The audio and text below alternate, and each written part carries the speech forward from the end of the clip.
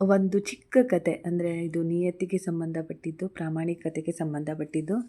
ನಿಮಗೆ ಇಷ್ಟ ಆಗ್ಬೋದು. ಆ, ಒಂದು ರಾಜ ಇದ್ದಂತೆ. ಅವನು ತುಂಬ ಚೆನ್ನಾಗಿ ತನ್ನ ಪ್ರಜೆಗಳನ್ನು ನೋಡ್ಕೊಳ್ತಾ ಇದ್ದಂತೆ. ಹಾಗೆಯೇ ತುಂಬ ಜೋರು ಅಂದರೆ ತುಂಬ ಸ್ಟ್ರಿಕ್ಟಾಗೂ ಇದ್ದಂತೆ. ಅವನು ಏನಾದರೂ ಯಾರಾದರೂ ತಪ್ಪು ಮಾಡಿದ್ರೆ ತಕ್ಷಣ ಶಿಕ್ಷೆ ಕೊಡೋ ಥರ ಇದ್ದಂತೆ. ಹೀಗಿರುವಾಗ ಒಂದು ಸಲ ಏನಾಯಿತು, ಅವನು ಒಂದು 4 ನಾಯಿಗಳನ್ನು ಸಾಕಿದ್ನಂತೆ. ಅದು ಎಷ್ಟು ಜೋರಿತ್ತು ಅಂದರೆ ಅದು ತುಂಬ ಕ್ರೂರವಾಗಿತ್ತಂತೆ. ಯಾರಾದರೂ ತಪ್ಪು ಮಾಡಿದಾಗ ಆ ನಾಯಿನ ಒಂದು ಪಂಜರ ಅಂದರೆ ಒಂದು ಬೋನ್ನೊಳಗಡೆ ಇಟ್ಟು ತಪ್ಪು ಮಾಡಿದವ್ರನ್ನ ಆ ಬೋನ್ನೊಳಗಡೆ ಹಾಕಿ ಅದು ಅವ್ರನ್ನ ಸಾಯಿಸೋ ಥರ ಮಾಡ್ತಿದ್ನಂತೆ. ಇದೇ ಅವನು ಕೊಡೋ ಶಿಕ್ಷೆ ಆಗಿತ್ತಂತೆ ಯಾರಾದರೂ ತಪ್ಪು ಮಾಡಿದಾಗ. ಹಾಗಾಗಿ ತುಂಬ ಜನ ಎಲ್ಲರೂ ಕೂಡ ಹೆದರ್ಕೊಳ್ತಾ ಇದ್ರಂತೆ. ಇಂಥ ಟೈಮಲ್ಲಿ ಒಂದು ಸಲ ಏನಾಯ್ತಂದರೆ, ಒಬ್ಬ ಅವನ ಜೊತೆ ಇರೋ ಮಂತ್ರಿ ತುಂಬ ಪ್ರಾಮಾಣಿಕನಾಗಿದ್ದಂತೆ. ಅವನು ತುಂಬ ವರ್ಷಗಳಿಂದ ಅವನ ಜೊತೆನೇ ಇದ್ದಂತೆ. ಆ ಮಂತ್ರಿ ಏನು ಮಾಡ್ತಾನೆ, ಒಂದು ಸಣ್ಣ ತಪ್ಪನ್ನು ಮಾಡ್ತಾನಂತೆ. ಆವಾಗ ಅದು ರಾಜಂಗೆ ಗೊತ್ತಾಗತ್ತೆ. ರಾಜ ಏನು ಮಾಡ್ತಾನೆ, ಈಗ ನ್ಯಾಯ ಎಲ್ಲರಿಗೂ ಒಂದೇ ಅಂತ ಅಂದ್ಕೊಂಡು ತಪ್ಪು ಯಾರು ಮಾಡಿದರೆ ಏನು, ಅದು ಮಂತ್ರಿನೇ ಆಗಿರಲಿ ಅಥವಾ ಯಾರೇ ಆಗಿರಲಿ ಅವರಿಗೆ ಶಿಕ್ಷೆ ಆಗಬೇಕು ಅಂತ ಹೇಳಿ ಈ ಮಂತ್ರಿನ ಕರ್ಕೊಂಡು ಹೋಗಿ ನಾಯಿ ಇರೋ ಬೋನ್ನಲ್ಲಿ ಹಾಕಿ ಅಂತ ತನ್ನ ಸೇವಕರಿಗೆ ಆಜ್ಞೆ ಮಾಡ್ತಾನಂತೆ.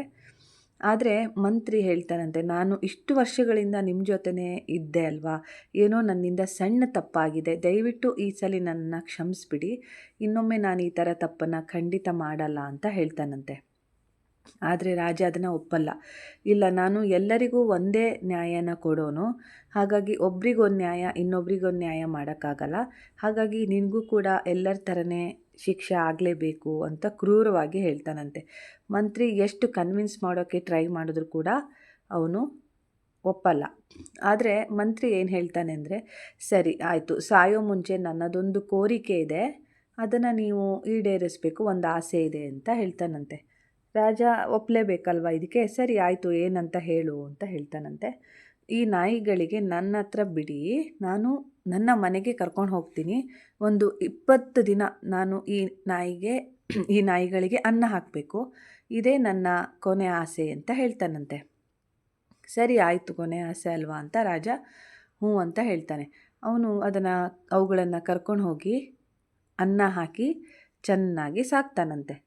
ಆಮೇಲೆ 20 ದಿವಸ ಆದಮೇಲೆ ರಾಜ ಹೇಳ್ತಾನಂತೆ, ಆಯಿತು, ಇವಾಗ 20 ದಿವಸ ಆಗಿದೆ, ಈಗ ನಿನ್ನನ್ನು ಆ ನಾಯಿಗಳ ಹತ್ರ ಕರ್ಕೊಂಡು ಹೋಗಿ ಅವು ನಿನ್ನನ್ನು ಸಾಯಿಸೋ ಥರ ಮಾಡ್ತೀನಿ ಅಂತ ಹೇಳ್ತಾನಂತೆ. ಸೇವಕರಿಗೆ ಹೇಳ್ತಾನೆ, ಇವನನ್ನು ಕರ್ಕೊಂಡು ಹೋಗಿ ಆ ನಾಯಿಗಳ ಹತ್ರ ಬಿಡಿ ಅಂತ.